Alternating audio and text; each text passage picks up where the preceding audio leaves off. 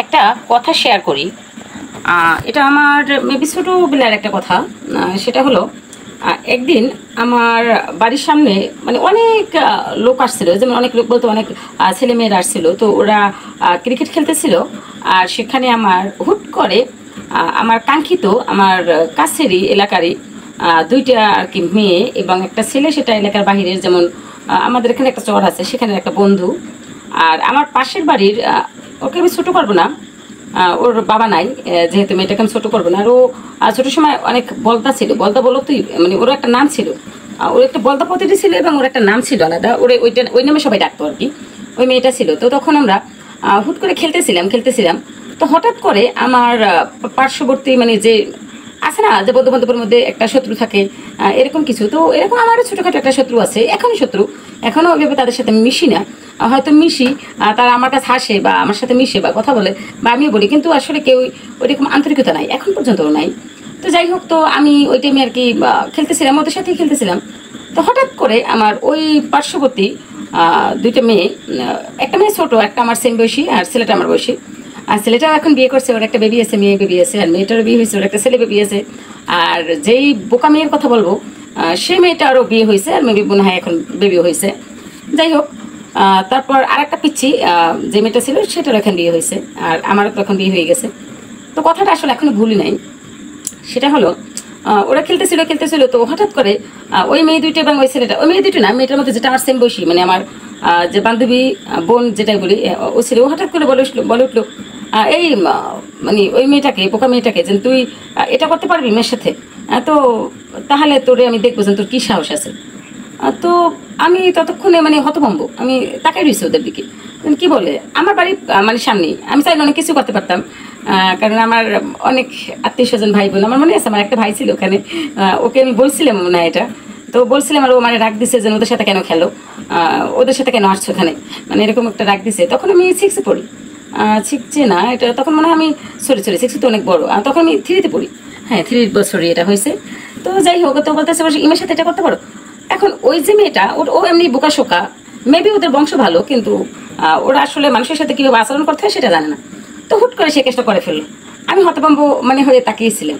কিন্তু কথা হলো, সেই বোকা মেয়েটা আমার বান্ধবী, আর সেই চালাক মেয়েটাও আমার বান্ধবী, আর আমি মধ্যম সাইজের লোক, আমি তো কিছু বলতে পারি না, কারণ ওরা আমার থেকে অনেক বড় ছিল, যেহেতু আমি অনেকটাই শর্ট, আর সেহেতু আমি ছোটোই ছিলাম। আর শর্ট বলতে কি, আমি যে সময় পড়তাম, মানে আমার যে ক্লাস ফ্রেন্ডরা ছিল ওরা অনেক বড় বড় ছিল, যেমন আমি অনেকের নামও বলতে চাই না এখানে, কারণ অনেকেই আছে আমাদের এলাকার চাচা আছে যাদেরকে আমি এখন চাচা ডাকি, মানে নাম ধরে ডাকি না।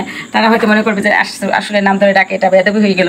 তো এখানে তাদেরকে নাম ধরেও ডাকি না, তাদেরকে কেউ কেউ কাকা বলি, কেউ কেউ মামা বলি, মানে কাকাই বেশি বলি, মানে এইভাবে ডাকি। আর মেয়েদেরকে আন্টি ডাকি অনেককে, আর অনেকে কিছুই ডাকি না, শুধু বলি কেমন আছো, এই পর্যন্ত। তো তখন আমার চিন্তা হলো এটা, যে আসলে এই কাজটা হয়েছে ঠিক আছে, কিন্তু আমি কিছুই করি নাই, বা ক্ষমতা থাকা সত্ত্বেও কিছু করি নাই। কিন্তু তখন হয়তো আমি ধৈর্য ধরছি, আমার এরকম আমার লাইফে অনেক স্যাক্রিফাইস আছে যেটা আমি ধৈর্য ধরে মানে থাকছি, যাতে কোনো সমস্যা না হয়, আমার বন্ধু বান্ধবকে কেউ কিছু না বলে। কিন্তু কথা হলো, সেই বান্ধবীগুলো কিন্তু কেউ আমার লেভেলের না, তা এখন পর্যন্ত না। তারা যে সময় এই কাজটা করছিল তখনও ছিল না, এখনও না। কিন্তু আমার কথা হলো, তারা এখন মাঝে মাঝে তাদের সাথে দেখা হয়, হাই হ্যালো হয়, কিন্তু কথাগুলো আমি ভুলি নাই। আর মাঝে মাঝে আমি শুধু এতটুকু চিন্তা করি যে তোমরা কোথায়, আমি কোথায়, কিন্তু কেন এটা করলাম। এটা গেল। আর একটা মেমোরি আছে, সেটা হলো স্কুল জীবনে আমার একটা বান্ধবী, সেটা পাশের বাড়িরই, আর একটা মানে ও বাবার বান্ধবী না, আমাদের মেয়ে হয় ও। তো ও একদিন আমাকে একটা মিথ্যে কথা বললো। ও আবার আমাদের এখানে একটা আন্টি আছে, উনি পড়াইতেন, ওর কাছে পড়তো। তারপর আমার ক্লাস ফ্রেন্ড আরও অনেকে ছিল, ওরা ওনার কাছে পড়তো, আর আমি অন্যজনের কাছে পড়তাম। তো একদিন আমাকে বললো যে ইমা জানো আমরা এটা, মানে ও আমাকে বললো বানিয়ে, এটা আমার এক চাচার, আমি জানি আমার চাচা সেই কন্টেন্টটা দেখে, সে হয়তো আমার কথাগুলো শুনবে। তো ওর নামে বললো, আমার কথাগুলো এখন স্পষ্ট মনে আছে, আমি কোনো কিছু ভুলি না। এটা হলো আমার একটা রিজন, আমি কোনো কিছু কখনোই ভুলি না।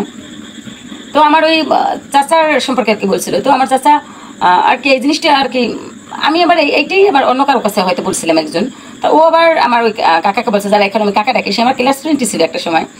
তো যাই হোক, তারপর সে আসে ধুম করে আমার একটা কান পাচে মানে লাগিয়ে দিল, একটাই থাপড় মারছে। সে অবশ্য আমার বড়, বয়সে বড়, এটা শিওর, কিন্তু ক্লাসমেট ছিল আমার, এটা এখনও মনে আছে।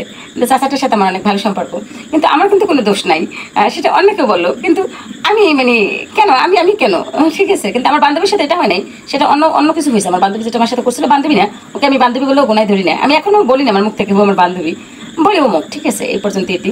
যাই হোক, কিন্তু বান্ধবী এরকম করে না, বান্ধবীটা আমার খুবই মানে আমি খুবই কষ্ট পেয়েছি, আর আমি কখনো তারা ভুলবো না, এটা শিওর।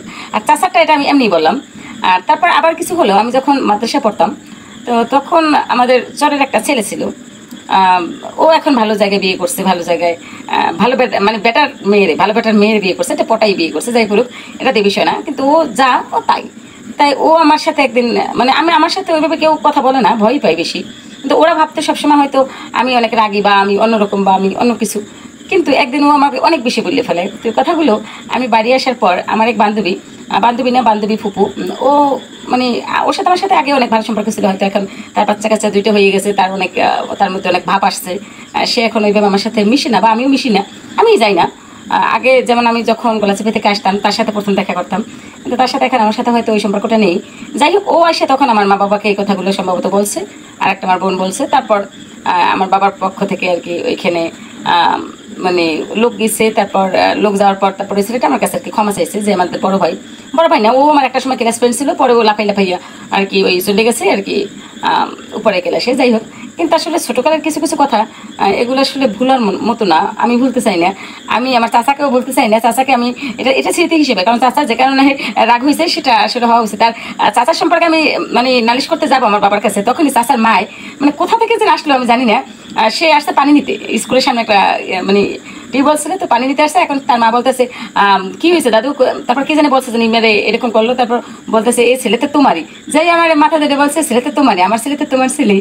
তো তখন আমি চিন্তা করলাম এটা আমার ছেলেই। তো আমার ছেলে বললে আমি সেটা সেখানেই আমি মানে অফ করে দিই।